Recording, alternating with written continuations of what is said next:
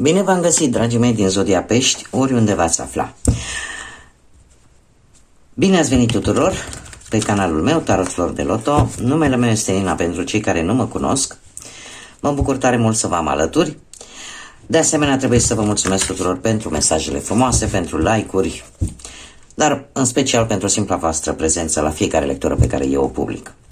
Azi voi face o lectură atemporală, fără limită de timp, o lectură pe care voi să o urmăriți atunci când doriți sau atunci când apare în viața voastră. Deci, am niște cărți care efectiv se opuneau să se amestece. O să vedem acum imediat care este energia voastră. Dragilor, un singur lucru trebuie să vă aduc aminte și anume faptul că voi vă construiți propriul viitor, așa că, dragilor, vă rog să luați decât acele informații care rezonează cu voi, iar restul lăsați-le să zboare în univers. Și, desigur, dacă nu rezonați cu această lectură, puteți urmări celelalte zodii care pentru voi pot reprezenta ascendentul, luna, Venus sau oricare altă planetă importantă pentru voi din cartea voastră astrală. Așa că, dragilor, dacă aveți soare, lună, Venus, ascendentul în zodia Pești, atunci această lectură este de asemenea și pentru voi.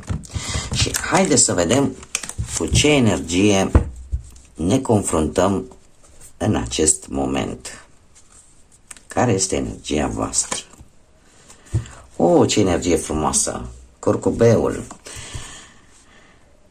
Curcubeul care îmi vorbește de... Sunteți într-o perioadă în care ceva s-a împlinit în viața voastră, în care răbdarea ta a fost răsplătită și în care o promisiune a devenit reală, a devenit realitate. Se pare că ești într-un proces, unii dintre voi, în care manifestați dorința de a avea, de a dobândi ceva ce este important pentru voi. Se pare că e o perioadă foarte bună, unii chiar poate se simt bogați, poate din cauza unor sume de bani sau poate pur și simplu vă simțiți bogați pentru că poate aveți o familie frumoasă, o pereche frumoasă sau oricare altfel de mulțumire sufletească care vă face să vă simțiți bogați. Cert este că ceva aici s-a îndeplinit, da? Și sunteți așa aveți așa o seninătate, ceea ce nu este rău. Nu știu dacă zodia Rac are vreo influență sau ceva să vă spună. Aș putea să spun, mai ales pentru că avem numărul 9, aș putea să spun că cumva ceva s-a încheiat la voi, ceva negativ posibil în viața voastră și cumva v-ați dat seama că în sfârșit tot ce a fost negru, tot ce a fost întunecat s-a cam dus. Haideți să vedem ce ne spune și Lenormandu, care este situația actuală pentru voi, dragilor, și avem turnul. Să vedem. Turnul, luna, da, care ne vorbește de un succes care e posibil să fi venit, nu știu, ori un rezultat important la nivel poate de sănătate, la nivel profesional, la nivel bănesc, la nivel chiar și de dragoste. De ce? Pentru că a venit un răspuns pozitiv care efectiv te-a făcut să te simți împlinit. Și avem aici grădina, o legătură cu societatea, o legătură cu, nu știu, socializezi foarte mult. Unii de voi posibil chiar să planificați o mică călătorie, o mică excursie, o mică vacanță. Ceva a venit foarte pozitiv în viața voastră. Haideți să vedem acum ce urmează. Avem pe plan profesional. Pe plan profesional să vedem ce ne spune și tarotul. Dragilor mei, în sfârșit vești bune pentru dragii mei din Pești. Era și timpul, zic. Haideți să vedem viața profesională pentru dragii mei din Pești. Și începem bine, cu un rege de monede și un paș de cupe și avem și chiar și un 5 de bâte. Dragilor, regele de monede pe partea asta profesională îmi vorbește de cineva care e posibil să te fie ajutat, poate să obții un beneficiu sau un nou job. Da? Ești așa într-o perioadă de extindere, Chiar dacă avem acest 5 de bâte care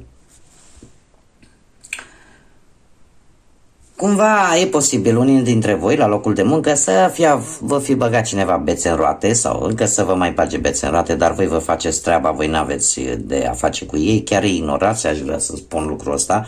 De ce? Pentru că mai ales cu acest paj de cupe lucrurile se îmbunătățesc. Deci e ceva super pozitiv care a venit în viața voastră și care va continua să vină dacă n-a venit.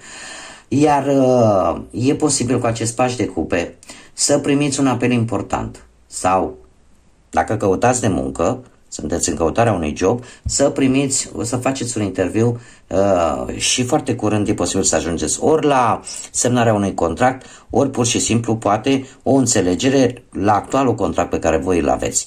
Da, cumva nu vă afectează absolut deloc acest 5 de bâte, care în general vorbește de tensiuni, de persoane care caută așa tot felul de motive de să-și bage coada așa. Sunt unii care cumva joacă murdar, aș zice. Da? Dar pentru voi lucrurile se vor desfășura super și perfect normal. Nu știu dacă zodiile de pământ au vreo implicare pentru voi. Mi s-a întors o carte pe care o vom pune aici. Zodiile de pământ, Taur, Fecioară sau Capricorn, care vine cu un ajutor posibil, chiar să fie și un ajutor bănesc, ca să rezolvați o problemă la nivel profesional. Acum, pe partea bănuților avem prima carte, Luna, care, ce să vedeți, vă și reprezintă o intuiție foarte bună. Haideți că le las așa, nici nu le mai au căzut toate, asta e. Dragilor, aveți Luna, care, cum bine am spus, vă reprezintă la nivel material, ori vă folosiți intuiția, în sensul că nu prea lăsați să se vadă cam câți bani aveți, cam ce faceți cu ei, da? Pentru că este cartea voastră. Sunt lucruri pe care voi, chiar dacă nu le vedeți, le intuiți foarte bine. Exact ca și cum ai spune, n-am nevoie să văd pentru că eu știu exact ce se întâmplă. Sau am, cel puțin, simt când ceva nu e în regulă sau când e. Avem un cavaler de monede care, pe partea banilor, îmi vorbește de bănuți care pot veni din mai multe locuri. Cum ar fi, de exemplu, poate o creștere salariară, poate un anumit bonus, poate un anumit beneficiu sau poate chiar dintr-o moștenire, da? Din mai multe părți. Faptul că avem îndrăgostiți, arcanul major îndrăgostiți, ne vorbește de o decizie pe care voi va trebui să o luați ori vis-a-vis de, nu știu, ceva legat de o situație financiară în care voi veți, nu știu cum să spun, veți lua această decizie mai mult cu sufletul, cu ce vă spune inima. Cumva nu o să fiți chiar atât de pragmatici, nu o să fiți chiar atât de rațional și să calculați foarte bine, domne, de ce să se întâmple dacă, de exemplu, accept această ofertă de bani sau dacă trebuie să dau această sumă de bani. Da, va fi o chestie pe care voi o veți face influențați de ceea ce simțiți vis-a-vis de această situație sau de o anumită persoană care e relaționată cu banii. Trebuie să vă spun că avem aici două arcane majore care sunt destul de importante. Avem Marele Preot și Moartea, care ne vorbește despre o transformare. Nu știu dacă e posibil ca pe partea asta financiară, cu Marele Preot,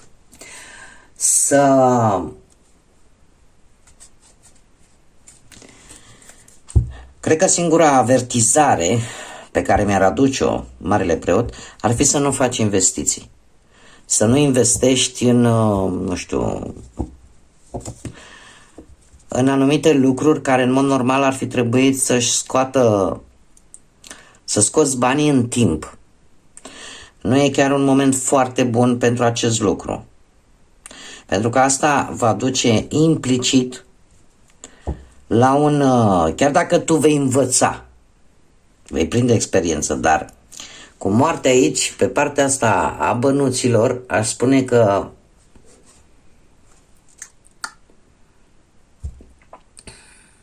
e posibil să vină și o schimbare un pic negativă care să te facă, cum să spun eu, să îți dai seama de fapt că nu trebuie să iei decizii mereu influențat de ce îți spune inima și de ce spune sufletul.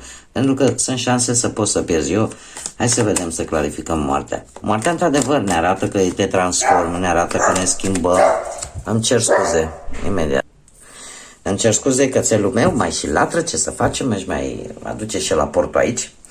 Deci, dragilor, haideți să vedem, vreau să clarific moartea. Moartea în sine nu este un arcan super negativ, pentru că el ne vorbește de transformare, de a-ți da seama, de a învăța din propriile greșeli. Dar ce să vezi, uite, am cerut clarificare și mi iese pusnicul, care despre asta îmi vorbește, de experiențele trecutului. Tu, posibil să mai fi trecut prin această situație și să fi făcut cumva, să fi repetat același lucru. Iar această transformare practic vine și îți spune, știi, adu-ți aminte că ți s-a mai întâmplat în trecut o situație similară. Pe partea asta, cumva este o atenționare, ca să zic mai clar și să trag o concluzie, este o atenționare de a lua decizii echilibrate, a lua decizii în care, chiar dacă inima și sufletul îți spune trebuie să facă, uite, vai, îmi pare rău sau ceva de genul ăsta, dar trebuie să fii rațional și să iei în calcul și să te iei în calcul de fapt și pe tine. Aici este ideea.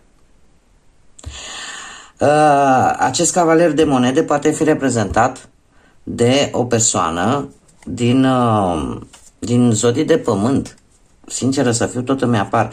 Am într-adevăr și zodia Gemeni, zodia Taur, care se repetă Scorpion, am Fecioară, dar se repetă foarte mult zodiile de pământ. Taur, Fecioară, Capricorn.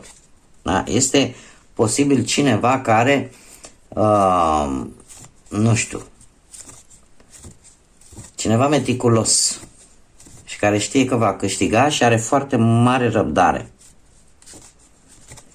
Dar mie cărțile asta mi-arată, eu asta vă spun, așa cum am zis și la început, luați ce rezonează cu voi. Haideți să vedem pe partea asta a dragostei. Deci atenționarea pe partea materială, cam asta ar fi. Da? Nu încercați să luați decizii influențați decât de ce vă spune inima. Pe partea asta amoroasă avem un as de monede,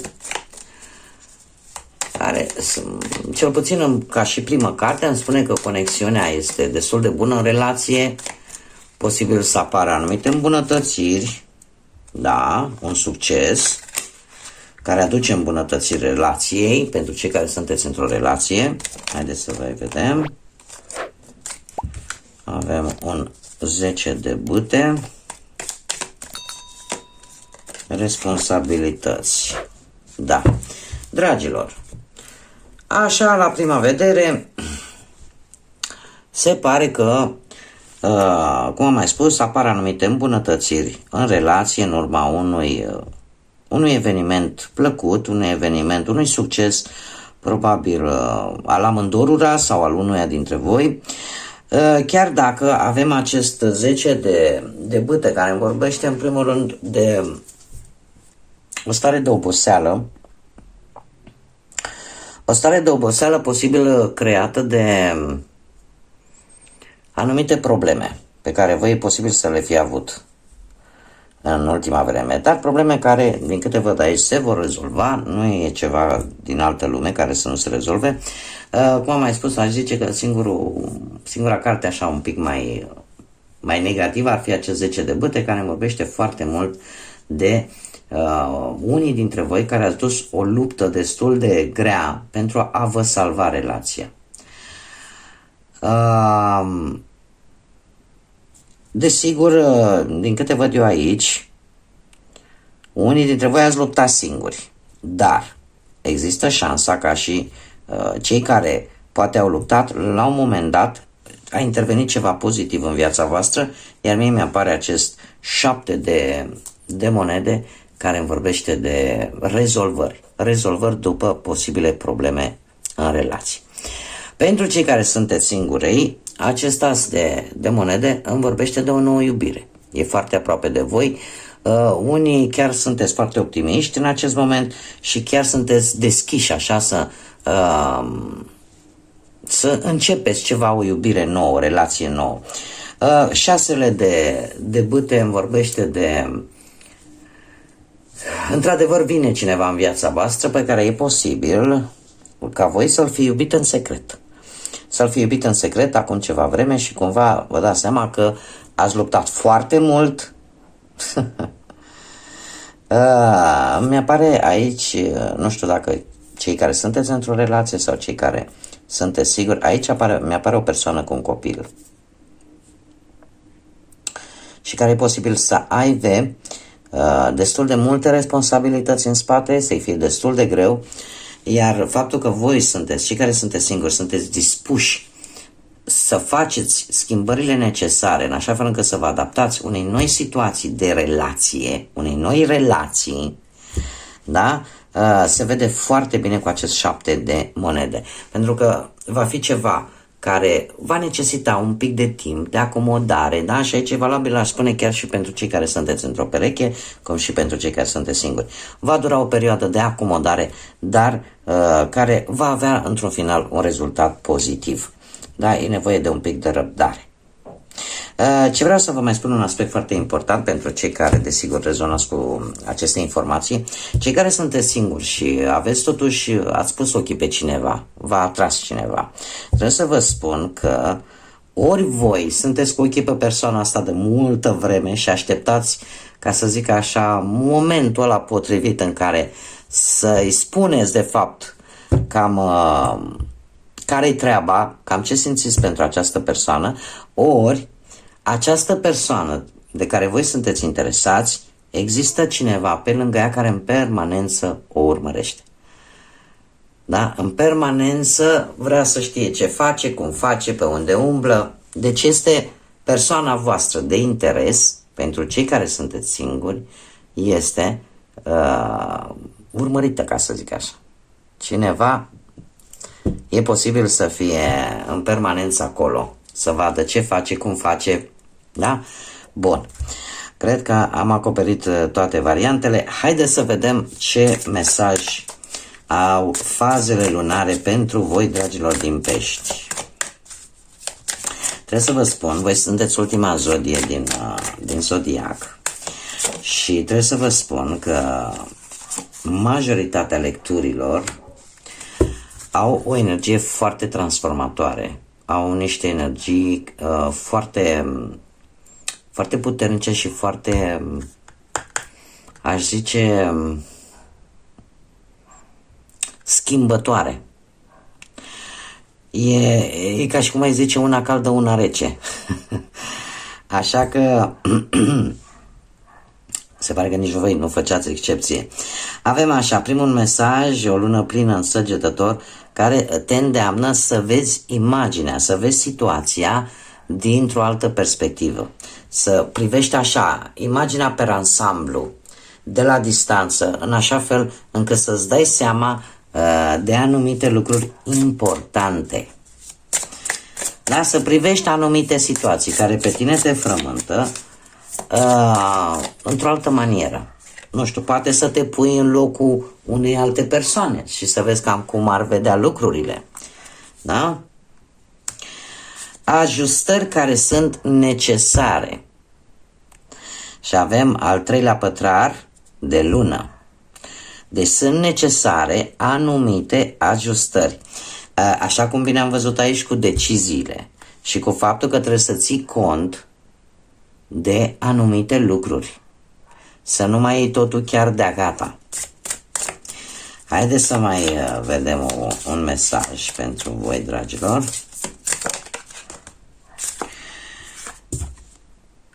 Și un nou început e pe drum, cu o lună nouă.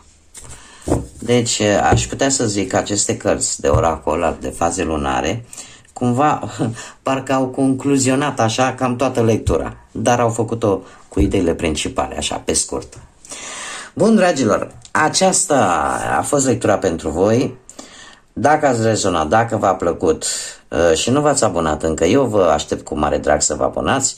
Nu uitați de like-uri, nu uitați de comentarii și să vă activați clopoțelul pentru a primi notificări atunci când public noi lecturi. Eu vă doresc să aveți toată puterea de a înțelege și de a vedea cât mai clar anumite lucruri, să fiți cât mai înțelepți în luarea deciziilor și să aveți grijă de voi. Să aveți grijă de voi, pentru că lucruri bune într-adevăr vin în viața voastră, doar că, așa cum vă spun, de câte ori am ocazia, sunteți zodia care absorbe foarte multă energie de la negativă din partea celorlalți, în ideea că cumva tocmai nici nu m-a mirat acea carte în care voi luați o decizie cu sufletul, pentru că sunteți foarte empatici. Asta ce înseamnă? Dacă cineva are o problemă, efectiv absorbiți, trăiți cam la aceeași intensitate cu respectiva persoană. Iar asta vă face vulnerabil. Este bine până la un anumit punct.